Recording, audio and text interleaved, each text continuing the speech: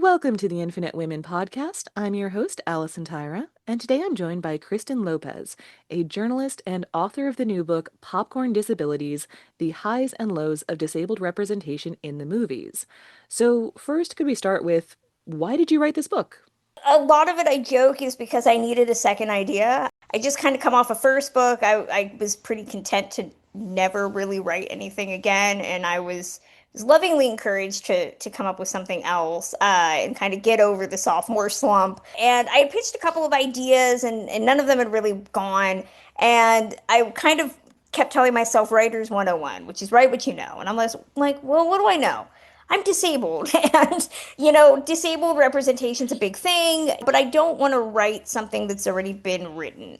So, I conjured up this idea of I don't necessarily want to write a book about being disability in the movies and pull out the same things that people have probably done before. But I'd kind of come up with over the years of my own writing, I'd come up with tropes and one-liners and little things that I was like, well, maybe this would be nice to immortalize in a book. And at the same time, I was really interested in how movies affected me as a kid, being a disabled person and not having a lot of disabled, role models and people that I knew that were disabled growing up. So I was like, well, what if we wrote a book about, not just disability in the movies, but how it creates this concept of how disabled people see themselves and how a generation of disabled people have grown up and how other people around them come up with how they view disabled people by the movies that they've watched. So I apparently I did a great job in the room when I pitched it, and they wanted to do it. And when I finally had to sit down to write it, I was like, crap.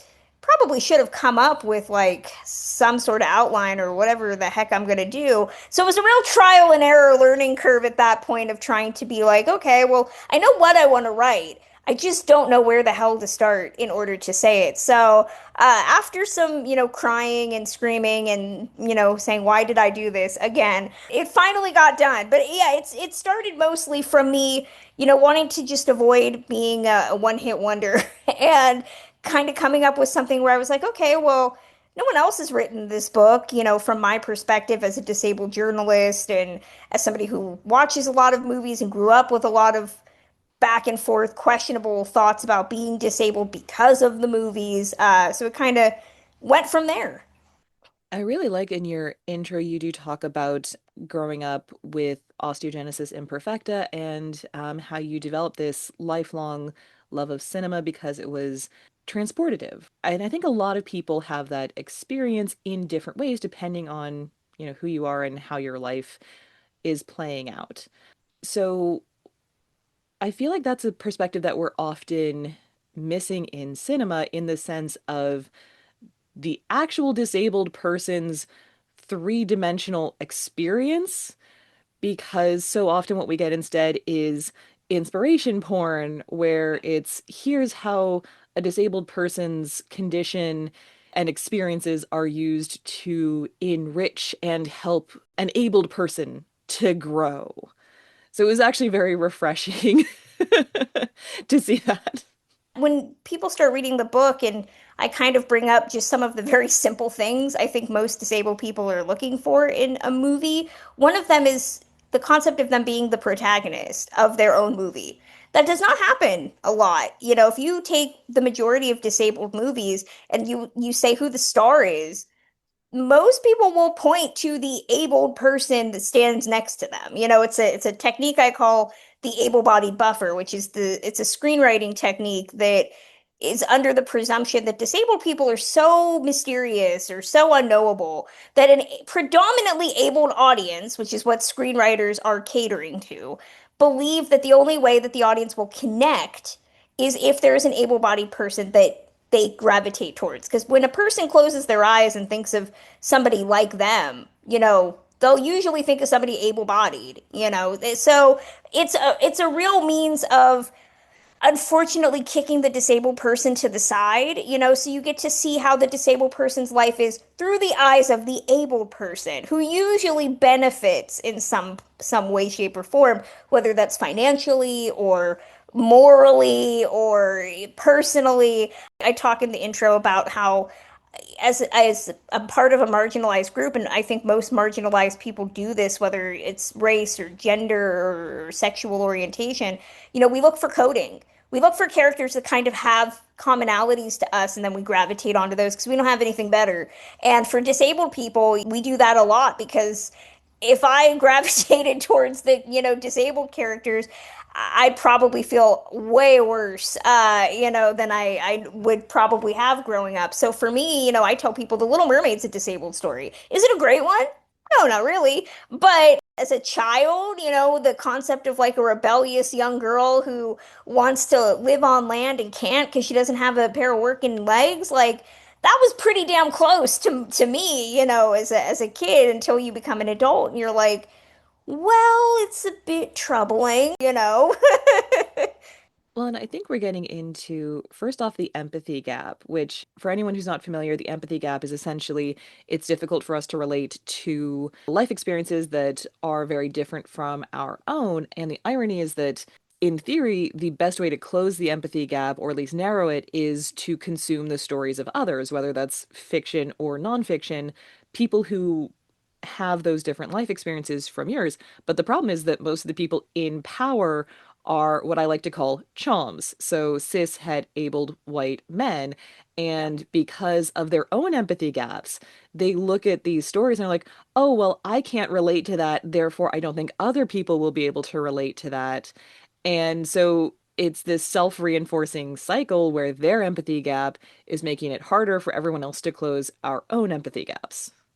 Yeah, and I mean, I think a lot of it has to do with that element. And then you go even further, which is like the people that are working at studios and greenlighting these things are also not disabled. I went to a studio once for a diversity and inclusion event and asked them, well, what are the stats on how many disabled people just work in the studio?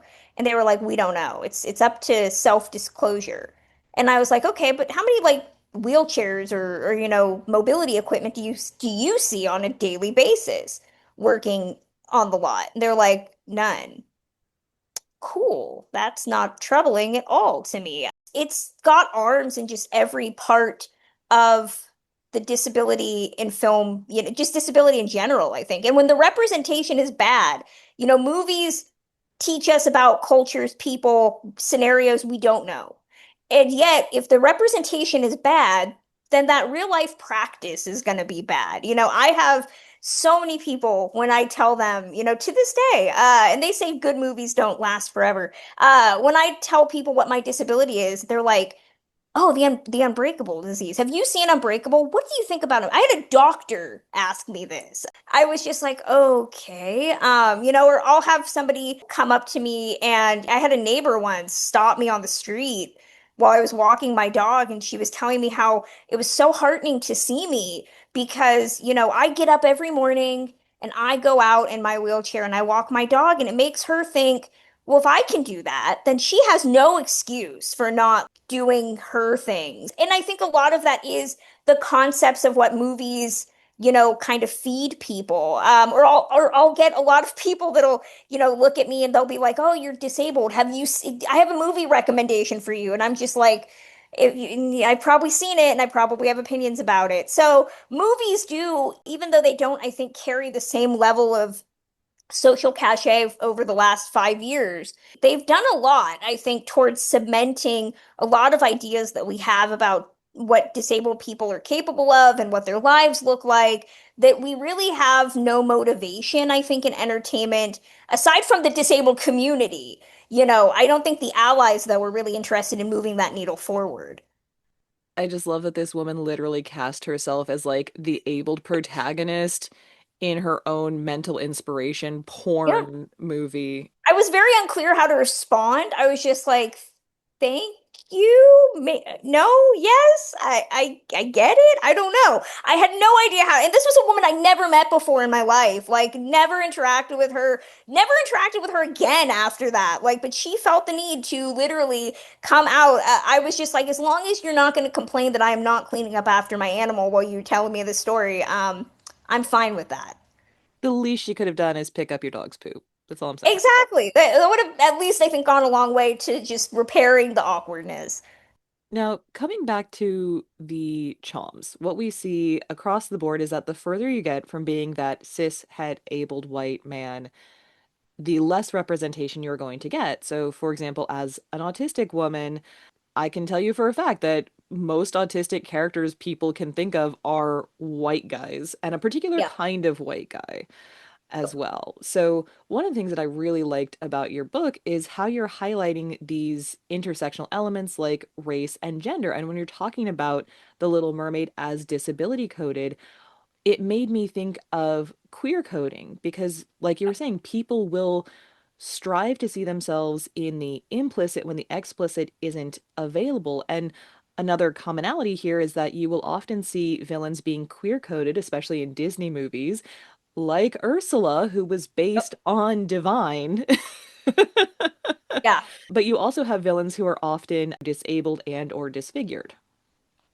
Yeah, to briefly touch on what you were saying about autism in the movies, I knew I had to talk about neurodivergence, but I wanted to be really specific about it because I have ADHD, but that's a very late diagnosis. I've never, lived my life as neurodivergent, and I didn't really want to talk out of my hat. But I also didn't want to ignore it either because that would I felt also be irresponsible. So I really did factor in a lot of the elements I think that I had noticed over the years that made me question how it goes to the whole panoply of disability. And when you look at autism in the movies, it's like you were saying, it's mostly a white man, and it's always a character who's of use to an able-bodied person. They have to have some sort of useful element. Rain Man, he can help Tom Cruise's character cheat at cards. Forrest Gump is quite literally a wunderkind of luck and good fortune for everybody around him, even, and is generationally wealthy. So, he's already coming at it from being a privileged person. And I think that often does create this stereotype that, like, well, the only reason you would want to have a disabled person by your side is to use them for, something else. I hadn't watched Rain Man in so long, and when I rewatched it for the book, I was like, how is this a happy story? Considering that, Tom Cruise's character kidnaps a grown man, holds him hostage, and then tries to go through the process of putting him into a conservatorship, which now audiences are a bit more reluctant post Britney Spears to just willfully endorse. I wanted to really look at intersectionality because I always say, I get a lot of pitches from people about I have a project. Would you review it? Would you watch it? Would you talk about it? And 9 times out of 10, what I see is it's usually starring a white person. And I'm like, that's been done. That's been done. That's so done. I get that it's hard enough to get a white disabled character in a movie, but at this point, it's just kind of ignorant to not be expanding that pool and showing disabled people of color, disabled women of color, which are still probably the lowest groups, queer relationships with disability. That is something that, I have a whole section about romance in this book that is all heterosexual because I'm like, apparently it's hard enough to find a member of the opposite gender to date you, let alone a person of the same gender. It's just too much. So I really wanted to do my part to kind of look at that intersectionality while reminding everybody that at the end of the day, I'm a white woman with a disability. I can't clearly speak for every disability and every person, nor should I. But until everybody else is included, it's kind of on me to do my part. I do feel like I need to point out, just since you brought up autistic people having to be useful, that the origin of the term Asperger is that Asperger was literally a Nazi scientist who was separating the kids who weren't too autistic, essentially, to Nice. be useful to society. So Asperger's job was literally pulling out the autistic kids who could mask well enough, Who could pass? Yeah. yeah, to still be useful to society. So if anybody's like, wait, why aren't we supposed to say Asperger's anymore? That's why. Yeah. I think too with neurodivergence, what's so interesting to me, and I talk about this in the book, is that audiences have a very fine line with how neurodivergent a character can be before they become, I don't want to use the term repulsed, but before they don't like it. They don't know why they don't like it, or they know why they don't like it, but they don't want to say why they don't like it. Well, it's the And empathy and gap. It's the empathy gap kicking it is, in. yeah. I talk a lot about the section in Tropic Thunder where Robert Downey Jr.'s character is talking about, and for me, I think people got so wrapped up in the use of the R word that they really weren't listening to the content, which is painfully true and it was so sharp. And the fact that they were talking about it when that movie came out, and the fact that it's still relevant today, I think is one of Tropic Thunder's most enduring qualities, which is that audiences will only take so much mental impairment. And for them, that character has to not only be of use, but the neurodivergence has to be quirky. It has to be an eccentricity. You they'll get a lot of characters where they're just like, he's just eccentric. He's just a quirky kook type of thing. And if you look at Tom Hanks's performance in Forrest Gump, or if you look at Dustin Hoffman in Rain Man, their performances are mostly verbal, not necessarily physical. Maybe Dustin Hoffman has a lot of downcast eyes, but he doesn't have facial tics. He's not doing anything that is not considered uncomfortable aesthetically. And aesthetics plays such a huge role in disabled representation. It's disturbing. But when I was writing this chapter, I'm like, well, I have to watch some of these other movies that people have talked about for decades as being like the worst movies. So I Am Sam, Gary Marshall's The Other Sister. And these were movies that I had avoided for a long time because I had been told, like, they're awful. Don't watch them. They're terrible. Why would you do that? But these were all abled, like, neurotypical people telling me this. And I finally watched them. And look, I Am Sam is not a good movie. It's not at all. And Sean Penn's performance, I think, very much is that overwrought, looking off into the middle distance, mouth agape. There's a lot of scenes where he's just like clumsy and you're supposed to laugh at him, which I was not down for. But yet the movie is telling a very real, serious subject about how frequent, and it is frequent, mentally disabled parents are having their children taken from them by the court system purely for being neurodivergent or and having a mental disability. So it's telling a vital story. It's just this performance that was Oscar nominated, mind you, kind of mars it. Gary Marshall's The Other Sister. Again, Juliette Lewis is a neurotypical actress playing a part, but I think she does it somewhat better in that the character is not, she's not playing it as flamboyant. And again, the storyline is one that is very, very authentic and honest and puts her in the main role. She's a character that wants to be independent. She wants to have a relationship. She wants to go to college and get a job. And her mother's like, no, you have a mental disability. Your job is to live in this house and take it over after I die. And I don't care what you have to say. It treats it with honesty. And it made me realize, I'm like, are these movies bad? Or did abled audiences just collectively decide they didn't want to be uncomfortable and just kind of said they were bad without, and now at this point, nobody's seen them, so how do you know they're bad?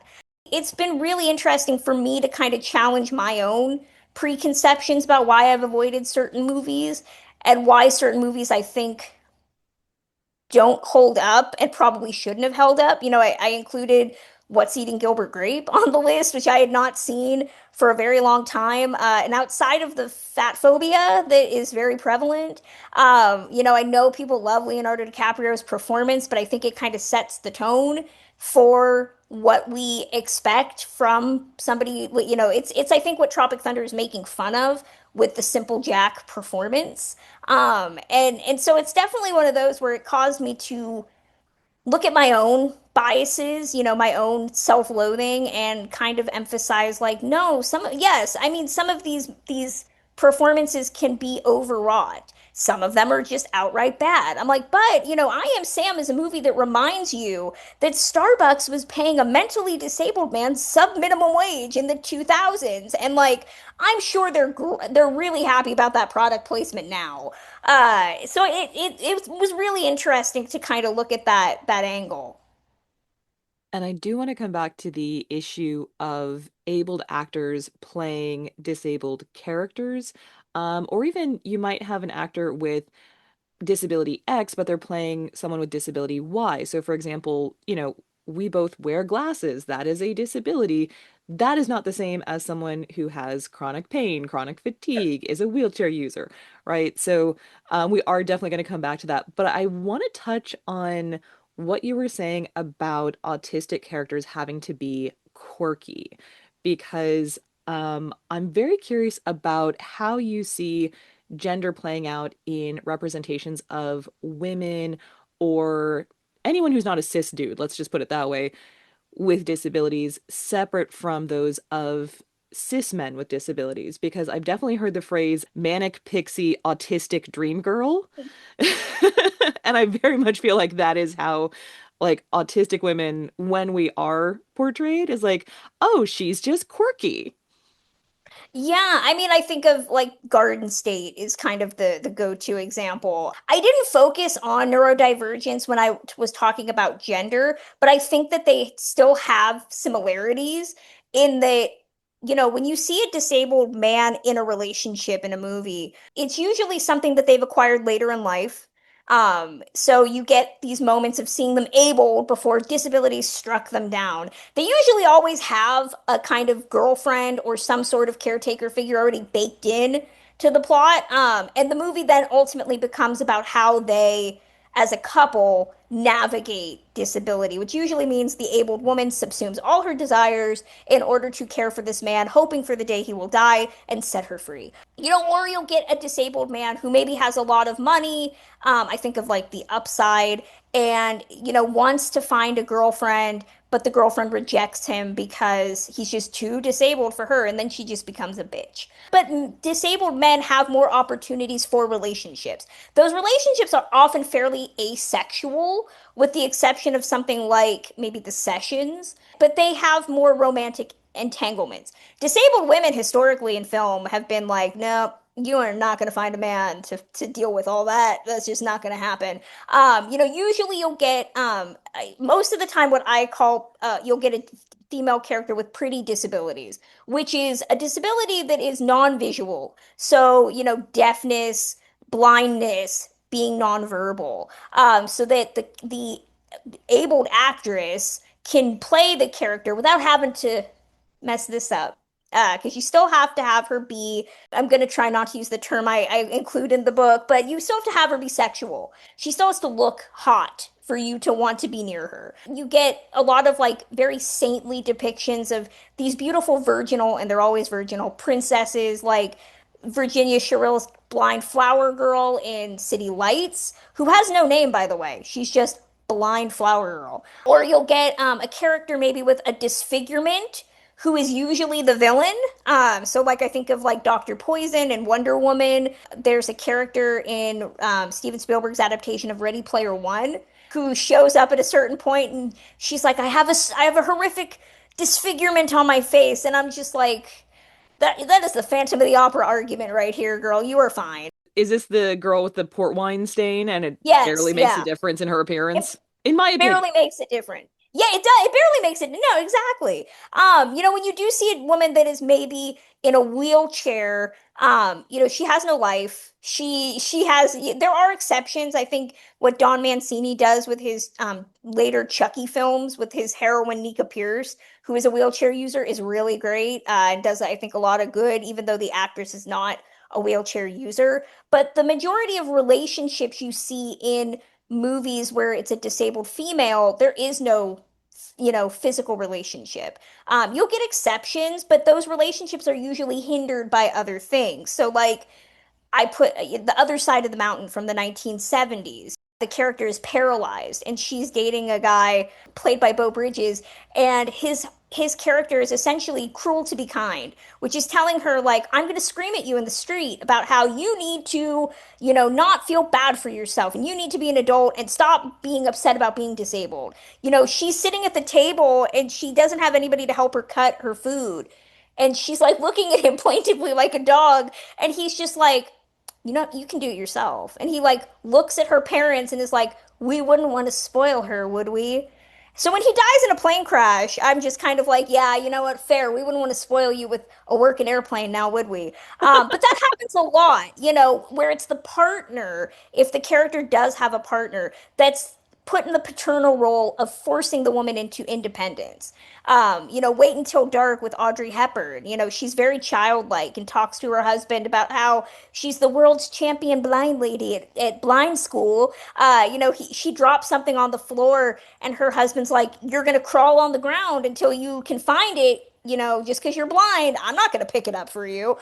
So it's very weird. Even when a woman is deigned to be disabled and in a relationship in these movies, there's this weird, disturbing element of control to it that I'm not really keen on. And that's if there's not outright like assault, or harassment. The Shape of Water, I think, is a great example. The Shape of Water, I think, is a great example specifically of emphasizing the fetishization of disabled women's helplessness. I think Guillermo del Toro does a really, really unsettling job of like emphasizing that there are men out there that, like the concept of a dependent woman, that is disabled, that they can harass.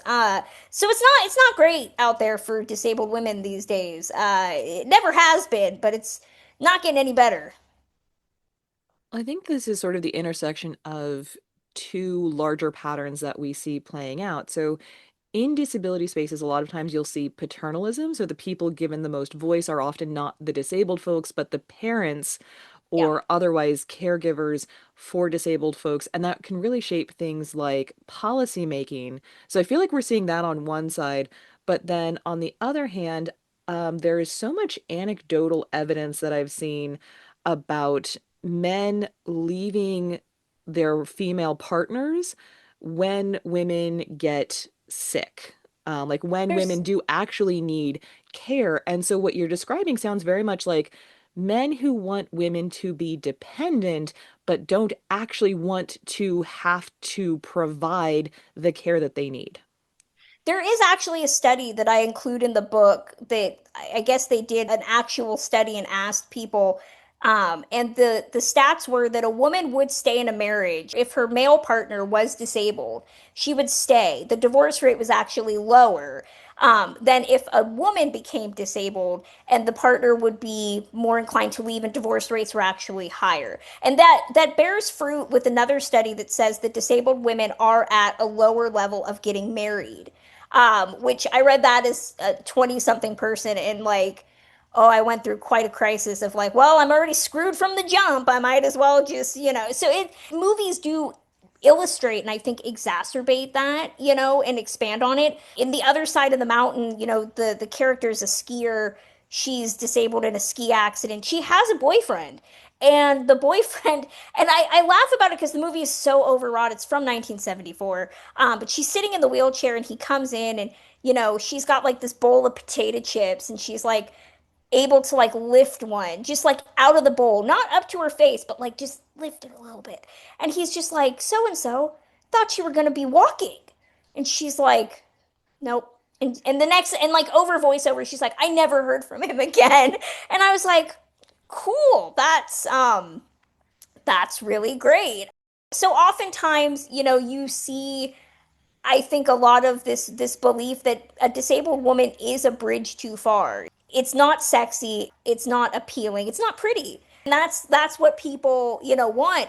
And I think that usually when you see disabled women, I think of something like, and I didn't include it in the book, and I thought about it after the fact. I'm like, God, I should have.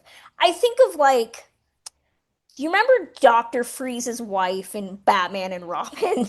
She's got some unknown illness, and he puts her in this, suspended animation in the hopes of finding a way to revive her and essentially cure her. And I'm like, that is what men want when it comes to disabled women. If the fear is that you're going to get sick, they want to just be able to suspend you in a pod where you still look hot forever, and they can just kind of put you out on display until they can find a way to fix it. And the magic cure is something that is a huge thing in disability discourse, and I'm very interested to see how Wicked handles that in this new movie, because there is an element of, the fact that Nessa Rose, which is Elphaba's sister in the movie, who is a wheelchair user. If you've seen the play, there's an element that makes her ambulatory at a certain point, and I'm interested to see how that plays in this new movie, considering it kind of plays with the wish fulfillment that I think a lot of, genderized portrayals of disability are, which is that like women cannot be disabled. They can't. They have to be the caretaker for the disabled man. Like that's what's more important.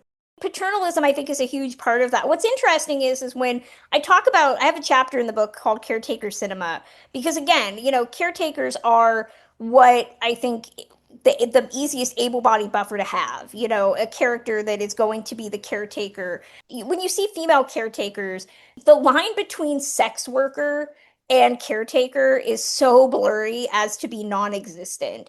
The Sessions actually, she is a sex worker that is a therapist offering sex therapy. Me Before You, Amelia Clark's character is hired because she's pretty, and the hope is that like the Sam Claflin character will be so hot to trot for her that he won't want to off himself at the end of the movie.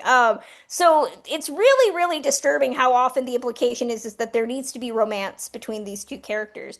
Whereas on the other side of it, you get this paternalistic kind of weird control element. I think of something like Ice Castles, which is another movie I had to include. It's barely a disability story, by the way. There's only like 40 minutes of actual disability when the girl is blinded in a rogue triple axle accident where she runs into a bunch of lawn furniture that's placed on an ice rink for some reason. But her boyfriend, the kind-hearted Robbie Benson, spends a lot of time just like screaming at her as she's trying to get back on the ice. She's blind, mind you. He's telling her like, you should be able to do a triple axle. I don't care that you're blind. You're going to do it. It turns into pretty much just like a Russian gymnast coach. He's just like really on her. And at the end of the movie, when she does the triple and everybody's like, wait, she's blind? We just watched a blind girl do this thing? Like, I was like, are you gonna ask for your money back? I'm not really clear on why you feel duped.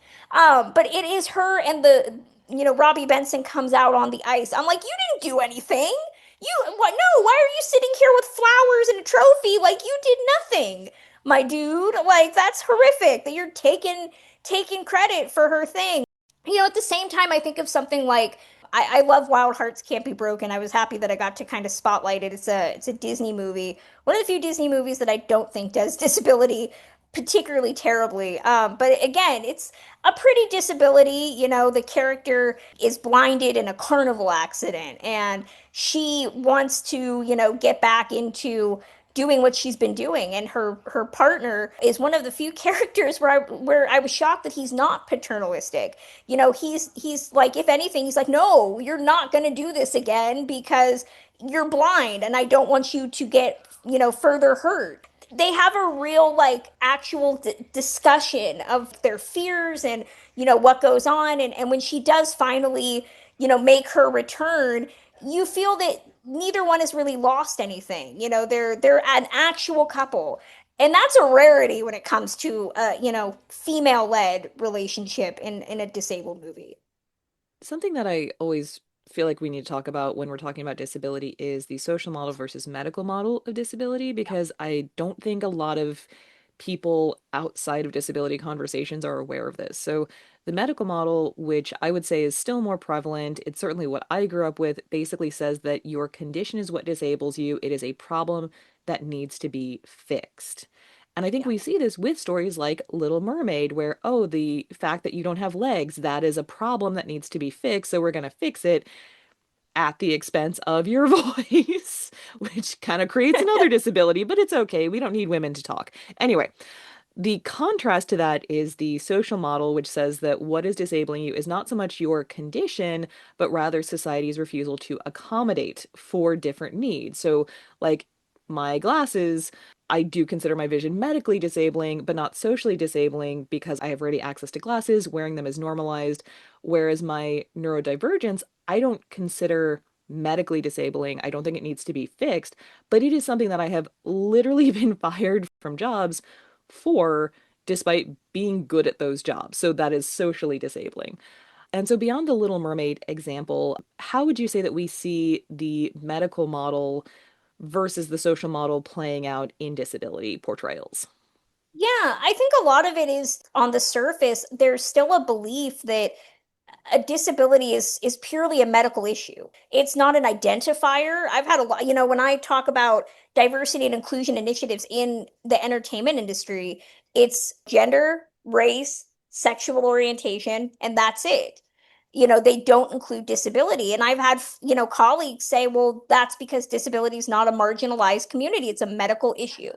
But I think that that's because movies tout the concept that disability is something to mourn, that it is a lack of something, it is the loss of something. And if you lack something, other side of that is that you can get it back. And the belief, I think, that movies espouse is that through medical intervention, through magic, through whatever you have, that you can get rid of that. It's like plastic surgery, right? You don't like the size of your boobs, you can get them bigger. Science is wonderful, and I think that's what movies espouse is that why would you want this? Why would you want to have this when you could just get rid of it? When you can find a way to get rid of it. And for me, I think, I think of something like Children of a Lesser God with where Marlee Matlin won the Academy Award. And I had seen that movie several times, and I was really struck watching it for the book, where she asks Bill Hurt's character, if he wants deaf children. And he says, no, why would I want deaf children? And she says, well, why can't I have children that are like me? And I think that's something that we still have not recognized in film. When Marlee Matlin does Coda a couple decades later, which is a movie I love, it's still told from the hearing perspective, yes, of a young girl who has lived in a predominantly deaf household. And we do get, her brother who is deaf. So I think that it's interesting to see the idea that disability is, for most of these characters, something that society is imposing on them as something to be wrong with. In Children of a Lesser God, Marlee Matlin's character Sarah says, why do I have to get along in the world? Why can't the world get along with me? Why do hearing people not know sign language? Why do I have to learn how to speak?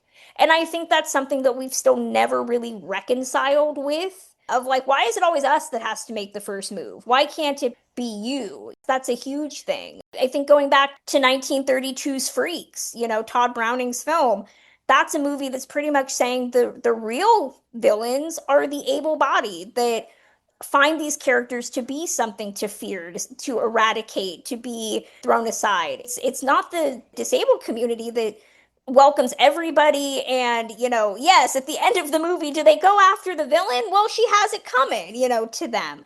You watch a lot of war films. I have a section about war movies, and I think war films have really cemented this concept of medicalizing disability as strictly a medical issue. And you're seeing a lot of people in army hospitals where they're in communities of disabled people.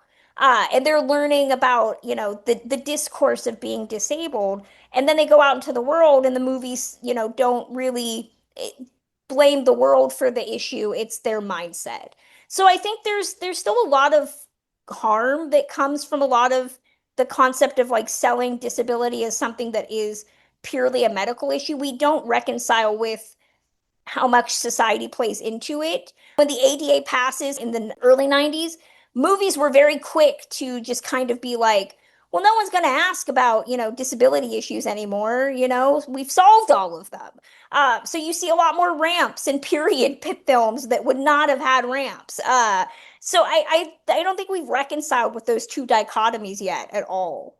I mean, we know that people with privilege will always have a fear of the other, meaning anyone without those privileges, going back to the CHOM. But I think disability is much scarier for abled people because, on some level, everyone knows that you are one bad accident away from being disabled. You are the passage of time away from being disabled if you don't, die first. And I think that must be terrifying for people who are uncomfortable with disability because you could just wake up one day and be part of that other. And so I think that part of this medical focus is the idea that it can be fixed, which, particularly in the US, given the extremely broken healthcare system, I would say is particularly ironic because even if there are treatments or even potentially cures, most people probably aren't going to have access to them. Yeah, I mean, it's interesting to think of, the most famous disabled actor we've ever had is Christopher Reeve, who's been gone, at least 20 years. And most people will still cite him as probably the go-to disabled actor. And what people tend to forget is that Reeve struggled a lot with being disabled. He talks in his autobiography about wanting to commit suicide. He's very open. If anybody's seen the documentary Superman, he talks very openly about how he had no idea about disability, none. He had no interest in it. It was never something that he had really focused on. And then when he became disabled, I'd like to believe that a generation of movies hadn't kind of shown him what he thought his life was going to look like, but it certainly played a role. For him, he became a very staunch advocate to finding a cure for spinal cord diseases. And that put him at a remove from the disabled community at the time, who felt that he was only interested in using his money and his will to fix his own issues.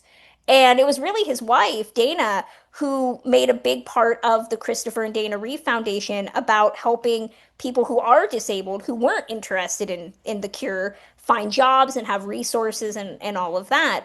But till the day he passed, he was very much convinced that he was going to be better, that he was going to find a medical intervention. He was very much into stem cell treatment in the early days. And I think that that's something that hasn't really gone away. When you watch movies about people who are disabled later in life, it's usually in grand fashion. Me Before You, the character's on a cell phone, doesn't look both ways before he crosses the street, gets hit by a car. It's something very, I think in the upside, it's a hang gliding accident. I joke that it's something only rich white men would get involved in. It's not something that is presented as normal. Even Stephen Hawking, in The Theory of Everything, that's a disease that not everybody gets, so there is this stigma of movies only showing disability where it's a freak accident, where it's something that look both ways before you cross the street. You'll be fine. Don't use your cell phone while you're driving. You'll be fine. We don't sell the narrative that it can happen to anybody. And when we sell that narrative, I say in the book that the history of disability in film is littered with the dead bodies of disabled characters because death usually accompanies this. Suicide is very heavily presented in disabled films. And that's because of this belief that they cannot live without being able bodied. So, you look at something like Me Before You, which reminds you it's a love story. And it culminates with the rich character going to what I lovingly call the Swedish death chalet to off himself. I think of something like the Andrew Garfield movie Breathe, also ends with an implied suicide.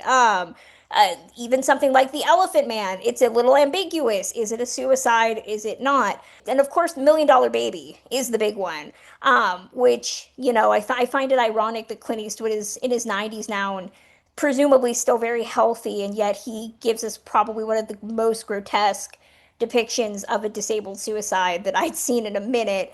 So I understand why there's this inherent terror of being disabled because movies are not selling it as anything worth having.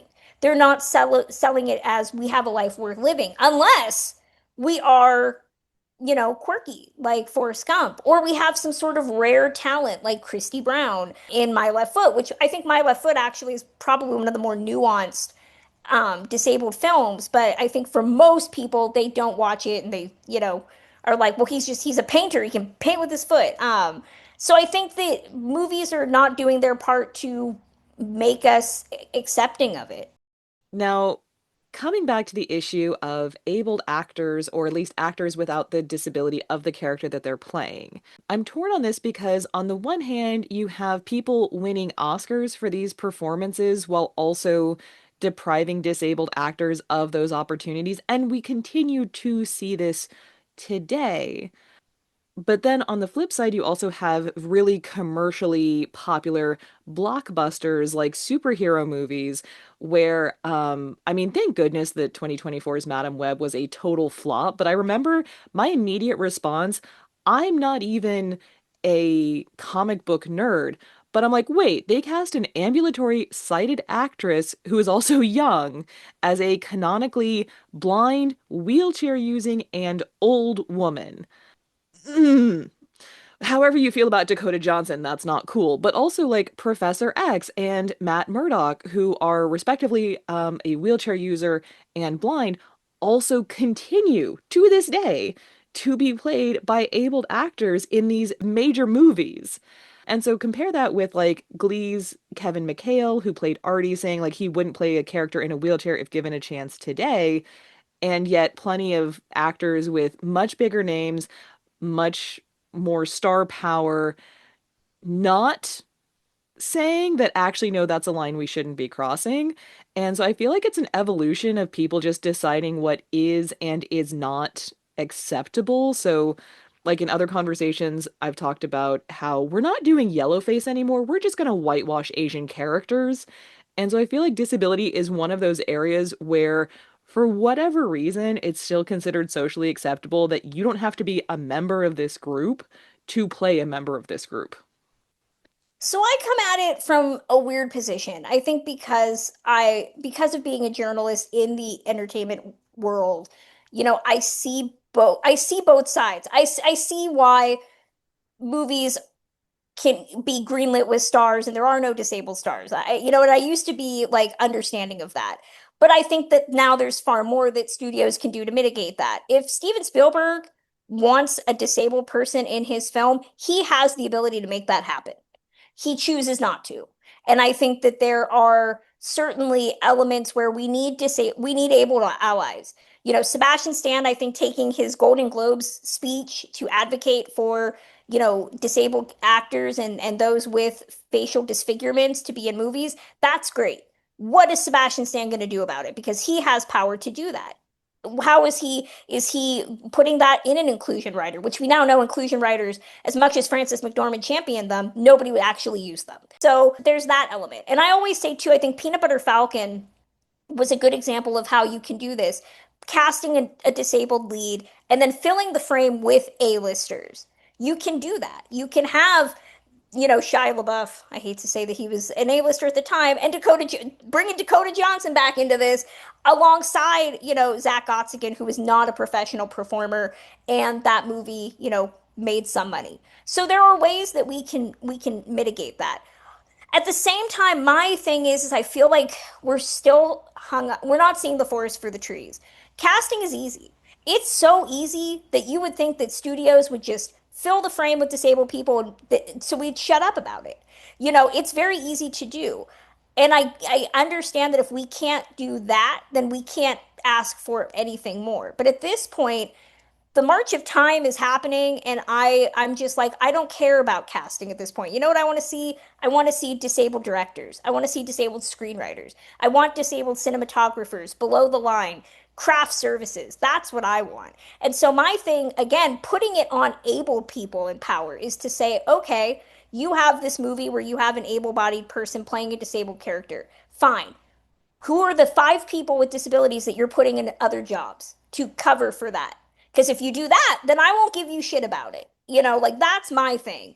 And I think that right now my big issue is allyship. My thing is like it's great, that you want to cast one disabled person, Greta Gerwig, dancing in front of Barbie for 5 scenes. Mind you, there is a disabled Barbie. She has a name, but this rando character, you have in Barbie has no name and serves no purpose. I think right now my issue with casting is that it feels very much like performative inclusion.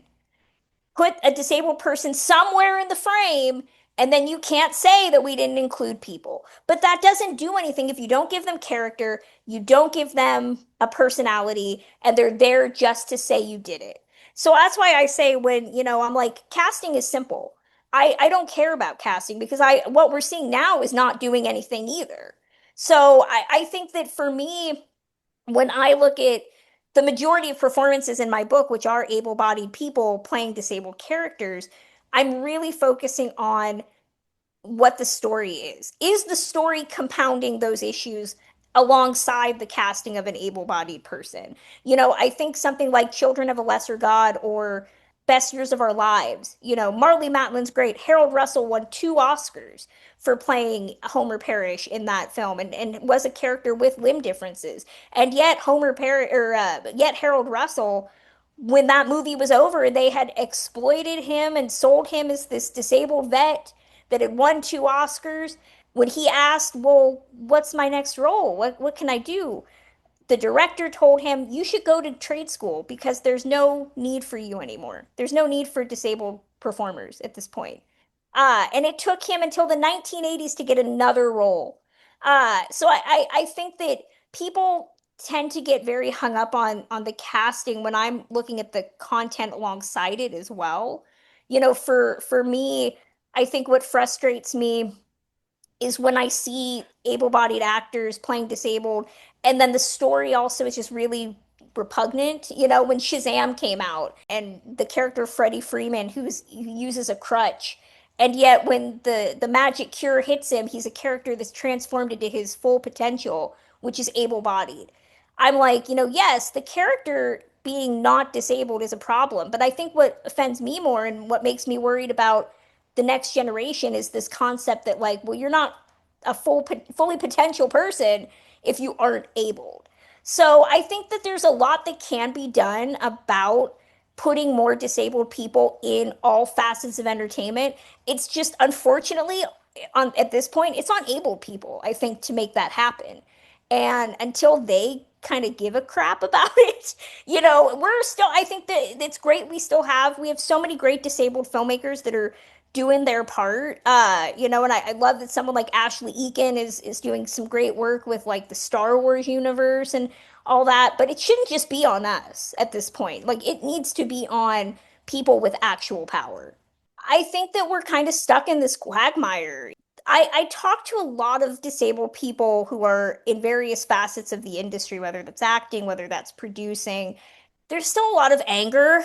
I think at the fact that progress hasn't happened and they all want to be part of the charge. I feel like there's still a lot of infighting about, like, who gets to be that person. Who gets to be that person that, gets to move the needle forward. And I'm just like, we can't be caring about that at this point. I think that seeing something like Aaron Schimberg's A Different Man, which is one of my favorite disabled, films that came out last year. I know a lot of disabled people that didn't see it because they believed that Sebastian Stan was playing a disabled character, and that's not what the movie's point is. The movie is making a very, very sharp exploration of ableism, and the fact it's kind of poking fun at itself about, like, what are the boundaries in playing disabled, and what do able people think that the disabled are getting. So I do worry that even the disabled community is kind of not looking at the forest for the trees. That doesn't answer the question of where we are now, but I think it's where we need to start kind of moving forward. Join us next time on the Infinite Women podcast, and remember, well behaved women rarely make history.